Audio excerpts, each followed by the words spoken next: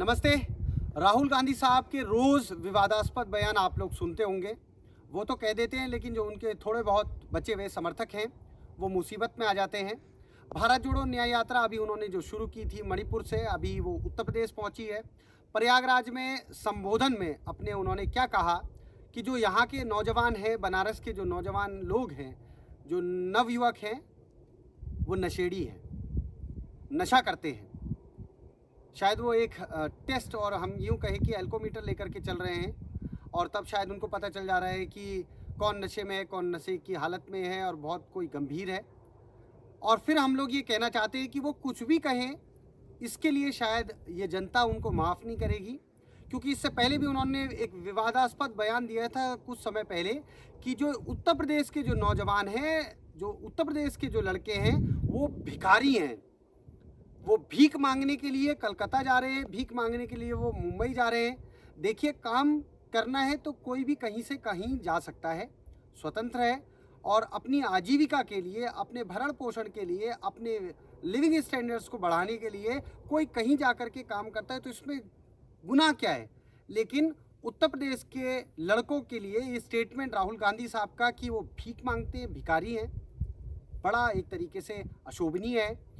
फिर उसके बाद कुछ दिनों पहले अभी आप लोगों ने देखा होगा कि 22 जनवरी को भगवान राम जी की प्राण प्रतिष्ठा का कार्यक्रम रखा गया, और क्या स्टेटमेंट, उससे भी वो परेशान है। उस आयोजन को लेकर के भी, वो भी तब जब पूरी देश दुनिया हर्षोल्लास का माहौल पूरे देश भर के अंदर था, लेकिन राहुल गांधी को बुरा ये लगा कि वहाँ अमिताभ बच्चन था।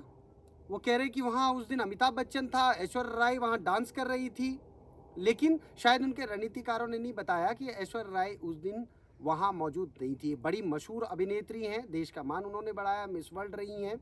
उनके लिए ऐसी टिप्पणी करना बड़ा अशोभनीय है।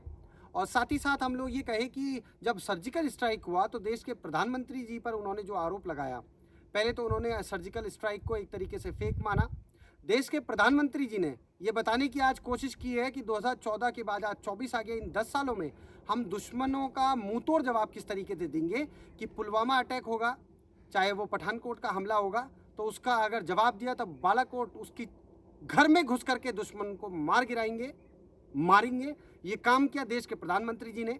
और उसके बाद जब वो उन्होंने एक तरीके से सबूत मांगने की कोशिश करी राहुल गांधी ने, तो राहुल गांधी ने एक और स्टेटमेंट दिया जो कि और अशोभनीय था। उन्होंने कहा कि देश के प्रधानमंत्री जवानों के खून के साथ एक तरीके से खेलने की कोशिश कर रहे हैं, और शायद वो देश की सुरक्षा को, आंतरिक, चाहे वो इंटरनल सिक्योरिटी हो चाहे एक्सटर्नल सिक्योरिटी हो, शायद ही उसको समझ पाएँ। लेकिन देश की आज सरहदों पर मुस्तैदी से देश के जवान अगर हैं, तो फ़ख्र भी अपने आप को महसूस करते हैं कि तमाम सारी चीज़ें उनको मुहैया कराई गई। वन रैंक वन पेंशन से सुशोभित किया गया है, जो लोग आज रिटायर भी हुए हैं आर्मी से। बहुत कुछ किया है आज देश भर में, हम सब लोग ये जानते हैं। लेकिन उनका स्टेटमेंट रोज़ हम सुनते हैं तो अशोभनीय लगता है।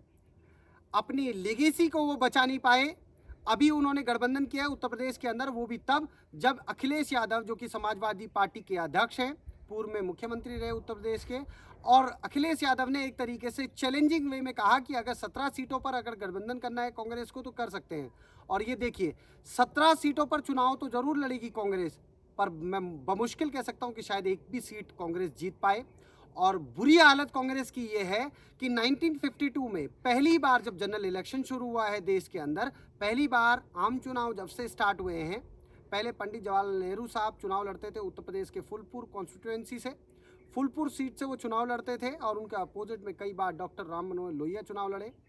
जो उनके बाद उनकी जो बिटिया है विजय लक्ष्मी पंडित जी चुनाव लड़ी, वो जीती। फिर जनता पार्टी से वो चुनाव लड़ी, वो जीती। और अभी तक 2019 तक कांग्रेस पार्टी का कोई ना कोई नेता वहाँ से चुनाव लड़ता था। लेकिन अभी जो गठबंधन हुआ है समाजवादी पार्टी के साथ, हालांकि जो इंडी गठबंधन है, अब शायद अब पूरे देश भर के अंदर आप लोग देखेंगे कहीं गठबंधन नहीं दिखाई देगा। और यहाँ पर अगर थोड़ा बहुत गठबंधन है तो 17 सीटों का है। 80 सीटों में से समाजवादी पार्टी ने 17 सीटें दी हैं कांग्रेस को चुनाव लड़ने के लिए। लेकिन कांग्रेस का कोई भी प्रत्याशी फूलपुर सीट से चुनाव नहीं लड़ रहा है। तो अपने जो एक तरीके से परिवार के लिए भी वो नहीं लड़ पाए। जो कॉन्स्टिट्यूएंसी जो कांग्रेस हमेशा चुनाव लड़ती थी, चाहे प्रतीकात्मक रूप से देखें, चाहे हम लोग एक सिग्निफिकेंस के तौर पर भी देखें, तो कांग्रेस के लिए वो सीट एक तरीके से श्योर सीट मानी जा सकती थी। लेकिन उस पर भी चुनाव नहीं हो रहा है। आरएलडी के साथ गठबंधन नहीं हो पाएगा, क्योंकि आप सब लोग जानते हैं कि पहले ये बात कवायद शुरू थी कि कांग्रेस का गठबंधन आरएलडी के साथ हो सकता है, समाजवादी पार्टी के साथ हो सकता है, लेकिन आरएलडी के जो राष्ट्रीय अध्यक्ष है जयंत चौधरी साहब, उनके जो दादाजी देश के पूर्व में प्रधानमंत्री रहे और देश के पूर्व प्रधानमंत्री आदरणीय चौधरी चरण सिंह जी को भारत रत्न से नवाजने की बात केंद्र सरकार ने की है। और उनका स्टेटमेंट भी ये है कि जब उनके दादाजी को, जो कि पूर्व में प्रधानमंत्री रहे, उनको भारत रत्न से नवाजा गया है, तो अब वो कैसे भारतीय जनता पार्टी का, ये यूँ कहें कि एनडीए का साथ क्यों नहीं देंगे। तो गठबंधन वहाँ से भी टूटा। और मैं एक और बात आप लोगों के बीच में रखना चाह रहा हूँ कि राहुल गांधी साहब की जो भारत जोड़ो न्याय यात्रा शुरू हुई है, मतलब पार्ट 2 शुरू हुआ। पार्ट पहला जो शुरू हुआ था भारत जोड़ो यात्रा, उसके बाद जब भारत जोड़ो यात्रा शुरू हुई, उसके समापन के बाद 5 राज्यों के चुनाव हुए और हश्र ये हुआ कांग्रेस का कि 5 राज्यों के चुनाव में से 4 राज्यों में बुरी हालत हुई कांग्रेस की। एक ही राज्य जीत पाए, वो तेलंगाना। और फिर हम लोग ये बात करना चाहते हैं कि अभी पार्ट 2 जो शुरू हुआ है, कुछ भी राहुल गांधी बोले जा रहे हैं नवयुवक साथियों के लिए। और साथ ही साथ हम लोग ये कहना चाह रहे हैं कि अपनी पार्टी में जब उनकी यात्रा अभी पार्ट 2 शुरू हुई, भारत जोड़ो न्याय यात्रा मणिपुर से, तो उस दिन मिलिंद देवरा, जो कि कांग्रेस पार्टी के बड़े दिग्गज नेता थे, उन्होंने पार्टी छोड़ दी। सिद्दीकी साहब ने पार्टी छोड़ी। इसी न्याय यात्रा के साथ साथ अगर हम लोग ये देखने की कोशिश करें तो बड़े कद्दावर नेता कांग्रेस के, महाराष्ट्र के पूर्व मुख्यमंत्री अशोक चौहान साहब ने भी पार्टी छोड़ दी। ये आलम है। और कवायद अभी आप लोगों ने सुना होगा कि कमलनाथ साहब अपने बेटे के साथ, अकुलनाथ के साथ भी पार्टी छोड़ सकते हैं। पूरे देश भर के अंदर कांग्रेस पार्टी के साथ गठबंधन कोई नहीं करना चाहता है। वो कांग्रेस पार्टी जिससे कि 5-4 सीटें पंजाब से भी आई थी, लेकिन पंजाब से आम आदमी पार्टी ने साफ तौर पर इनकार कर दिया है कि उनके साथ गठबंधन नहीं करेंगे। तो राहुल गांधी जब तक कुछ भी बोलते रहेंगे तो जो और नौजवान है कांग्रेस पार्टी के अंदर, वो हतोत्साहित होते रहेंगे, डिमोरलाइज होते रहेंगे। और वो डिमोरलाइज हो भी रहे हैं, क्योंकि एक ऐसा नेता जो कि अगर यात्रा पर तो निकला है, तो आप देखेंगे अंतिम जो सत्र चल रहा था, आप लोगों ने देखा होगा, संसदीय सत्र चल रहा था, अंतिम लोकसभा, जो इस समय की लोकसभा का अंतिम सत्र था, एक दिन भी प्रेजेंट नहीं लगाई राहुल गांधी साहब ने। और वो जो यात्रा कर रहे हैं वो एक तरीके से राजनीतिक पर्यटन है, पॉलिटिकल टूरिज्म है उनके लिए, कि सब जगह जाएंगे, उनको व्यवस्था मिल जाएगी, हाथ हिलाएंगे, भीड़ मिल जाएगी, अपना भाषण दे देंगे। ऐसा वो एक ड्रामा तो पूरा जगह कर रहे हैं, लेकिन लोगों को नहीं जोड़ पा रहे हैं। तो एक पॉलिटिकल अनरेस्ट अगर आप लोग देखेंगे उस पार्टी के अंदर, बड़े बड़े दिग्गजों की बात नहीं सुनवाई होती, लेकिन राहुल गांधी की सुनवाई होती है। तो बहुत सारे जो नई जनरेशन के लोग हैं वो आज कांग्रेस से नाता तोड़ने की बात कर रहे हैं और टूट भी रहे हैं। आज कांग्रेस के पास, आज उत्तराखंड में भी अगर देखें, 5 सीटों पर कौन चुनाव लड़ेगा अभी खुलासा नहीं हो पाया है, क्योंकि वहाँ कवायद और टिकट लेने की एक तरीके से जद्दोजहद है कि कौन टिकट लेगा, कौन टिकट देगा, अभी खोजबीन जारी है। तो राहुल गांधी अपने स्टेटमेंट तो जारी कर रहे हैं, लेकिन अपनी न्याय यात्रा कोई अन्याय तो उनके साथ नहीं हुआ है, लेकिन वो अन्याय कर रहे हैं अपनी पार्टी के ऊपर। उनको पार्टी से इस्तीफा दे देना चाहिए और अपना एक पॉलिटिकल टूरिज्म जैसे उन्होंने किया है, तो टूरिज्म सेक्टर में अभी, क्योंकि हमने ये बात इसलिए कही कि आप एक दिन भी वो प्रेजेंट नहीं रहे, अंतिम सत्र था उसमें प्रेजेंट नहीं रहे, लेकिन 2 दिन वो दिल्ली ज़रूर आते थे।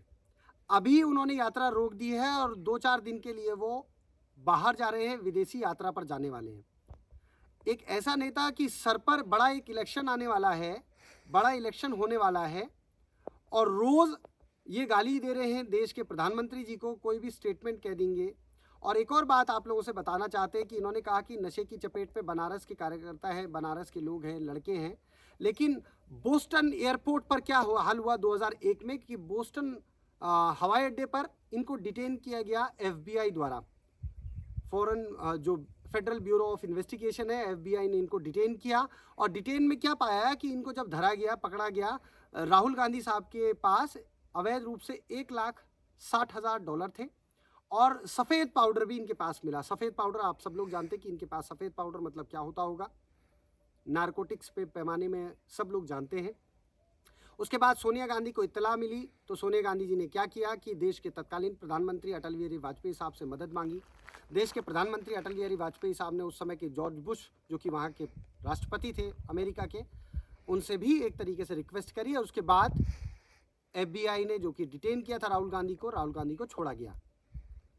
तो हम सब लोग ये माने कि इन्होंने एक और स्टेटमेंट जब जारी किया था और उत्तर प्रदेश के लोगों को भी ये कह रहे थे, लड़कों को कह रहे थे कि वो भिखारी हैं, भीख मांगते हैं और वो भीख मांगने के लिए कलकत्ता जाते हैं, भीख मांगने के लिए मुंबई जाते हैं। बड़े अशोभनीय स्टेटमेंट इनके हैं, बड़े अशोभनीय इनके अंदाज हैं, कुछ भी ये लोग कह लेते हैं, लेकिन हम सब लोगों को ये जानना समझना है कि वो कुछ भी कह दे यह अस्वीकार्य है, ये स्वीकार्य योग्य नहीं है और राहुल गांधी का बॉयकॉट होना चाहिए, राहुल गांधी पे मुकदमा होना चाहिए और राहुल गांधी का एक तरीके से बहिष्कार करना चाहिए, उनकी पार्टी के लोगों द्वारा करना चाहिए। नहीं तो जो यंग पीढ़ी है, जो यूथ वहाँ बैठा हुआ है, जिसके अंदर बहुत ऊर्जा है, वो कभी उभर करके आगे नहीं आ पाएगा। और आने वाले समय में देखते हैं कि कितने और बयान वो देने वाले हैं, कितने हास्यास्पद और विवादास्पद बयान वो देने वाले हैं और जो कि एक तरीके से तीर के माफिक हैं। हम यूँ कहें कि चुभते हैं वो हम सब लोगों को, क्योंकि शायद वो कुछ भी बोल लें, उनको फ्रीडम ऑफ स्पीच पर ये लगता है कि कुछ भी बोल देना वो सही बोल रहे हैं, लेकिन इस पर अंकुश लगना चाहिए। तो राहुल गांधी शायद ज़्यादा नशा करते हैं, बहुत ज़्यादा ओवरडोज ले लेते हैं और वो कुछ भी बोल जाते हैं, क्योंकि जब सुब्रमण्यम स्वामी जो कि कद्दावर नेता रहे और राज्यसभा के सांसद भी रहे, उन्होंने भी कहा कि राहुल गांधी का नारकोटिक टेस्ट होना चाहिए और 100% है कि उनका नारकोटिक टेस्ट पॉजिटिव ही निकलेगा। तो अपने आप वो ओवरडोज लेते हैं, नशा करते हैं और जो नौजवान पीढ़ी है उत्तर प्रदेश की, उस पर एक तरीके से आरोप लगाते हैं। इस पर अंकुश लगना चाहिए। राहुल गांधी को शर्म आनी चाहिए कि केवल पॉलिटिकल टूरिज्म के लिए वो घूम रहे हैं देश भर के अंदर, जहाँ चुनाव होते हैं वहाँ नहीं जाते, कभी कभी दिखाई देते हैं, आजकल विदेशी यात्रा पर है। शेम ऑन यू, शर्म आनी चाहिए राहुल गांधी। इतनी मेरी बात है। वंदे मातरम, भारत माता की जय।